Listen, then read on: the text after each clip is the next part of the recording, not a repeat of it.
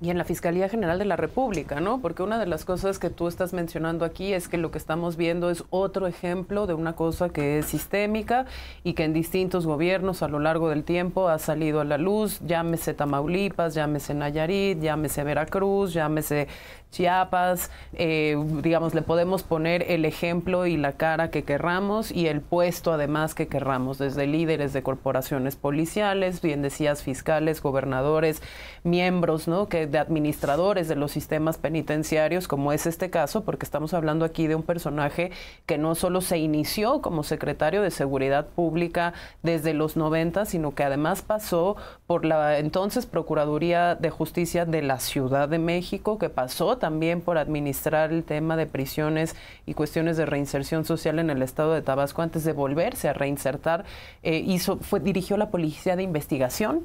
de la Fiscalía del Estado de Tabasco antes de volver a ser el secretario de Seguridad de un estado en el que lo que queda claro pues es que quien ocupaba la gubernatura debió haber estado enterado de toda esta información. Si no, cuando fue gobernador, que ya me parecería raro que no se hubiese enterado de algún señalamiento viniendo de algún lugar, sí cuando fue secretario de Gobernación, porque precisamente lo que tú estás diciendo, Jacobo, es se presumió como el principal indicador de actividad de la estrategia de seguridad durante todo el sexenio pasado y se sigue haciendo en este sexenio el hecho de que tenían reuniones. Bueno, si tenían reuniones y en esas reuniones además, como lo señalamos desde la sociedad civil durante todo el sexenio y desde sexenios anteriores, ya participaban en la conducción y la evaluación de la estrategia de seguridad pública los militares y eran los militares los que tenían este pedazo de inteligencia. Lo que Adán Augusto no podría negar es que en tanto que secretario de Gobernación debió haber tenido parte de esta información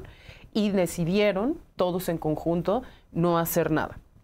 Hablando entonces de que esta pregunta que tú nos haces, ¿puede descapturarse solo el Estado? ¿Puede juzgarse a sí mismo el Estado? Yo quisiera traer dos elementos de análisis aquí. El primero es, pues, cómo hay, digamos, esfuerzos de gatopardismo que aunque uno pueda tenerles toda la buena voluntad y desearles que efectivamente sirvan para algo, tristemente la evidencia nos demuestra que se quedan un poco en esos ejercicios de simulación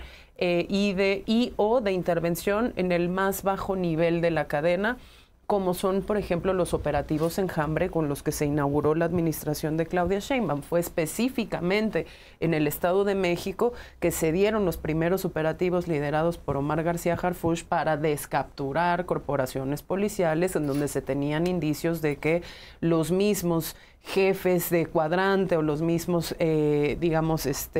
líderes de estas corporaciones y otros miembros de los gobiernos locales participaban directamente de la gestión de las economías ilícitas y de las violencias en contra de la ciudadanía. Bueno, esos vimos anunciados ¿cuántos? 2, 3 y luego ni uno solo más. Y además no hemos visto necesariamente pues que con todas esas reuniones que se siguen haciendo del Gabinete de Seguridad se nos informe diligentemente si eso ha tenido algún tipo de consecuencia en la justicia, porque también en esta mesa hemos hablado mucho de estas estrategias cojas en el sentido en el que se dan, digamos, todos los poderes a las corporaciones de seguridad, pero la conectividad con el ámbito de la justicia es prácticamente nulo. En esta mesa yo he traído aquí, Carmen, también cifras de cuáles son los niveles de efectividad de la Fiscalía General de la República para juzgar delincuencia organizada. En este caso, por ejemplo, que estamos hablando el de Bermúdez, no hay, digamos, no cabría mejor en la definición de delincuencia organizada porque estamos hablando de múltiples actividades ilícitas que requieren la participación de múltiples personas, pero que además implican, ¿no?, el mal uso, el mal ejercicio de la función pública para poder hacerse, ¿no?, de los recursos y de los pactos de impunidad necesarios para poder intervenir, lo mismo en la extorsión que en el robo de combustible, que en el mal uso de recursos públicos, que en la desviación de la actividad policial y ministerial del Estado, precisamente para no afectar esos negocios o esas actividades que están haciendo. Y la Fiscalía no aparece, es decir, pero además no solo no aparece, sino que se hacen estos ejercicios desde el ámbito de la seguridad pública. Ojalá funcionen, me encantaría de verdad creer que funcionaran, pero eso no se conecta nunca con lo otro, y luego en el ámbito político siempre se desestiman todas estas evidencias, estas acusaciones, estos reportes de inteligencia, vengan de la fuente que vengan,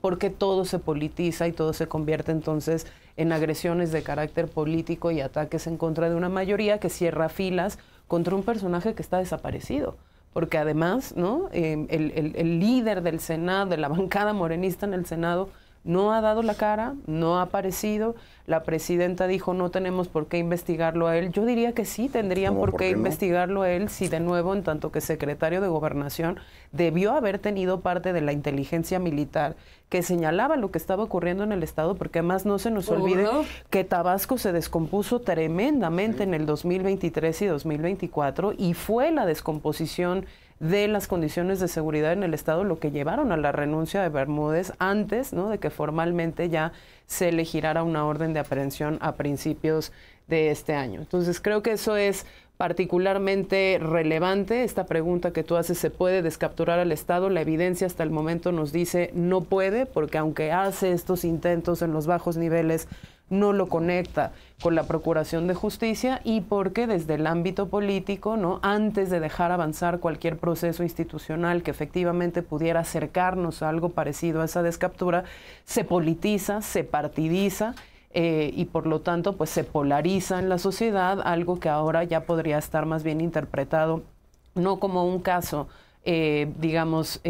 particularmente grave de la desprotección que ejerce el mismo gobierno estatal contra los ciudadanos de Tabasco, sino como algo que está diseñado para pegarle al obradorismo y pegarle a Adán Augusto.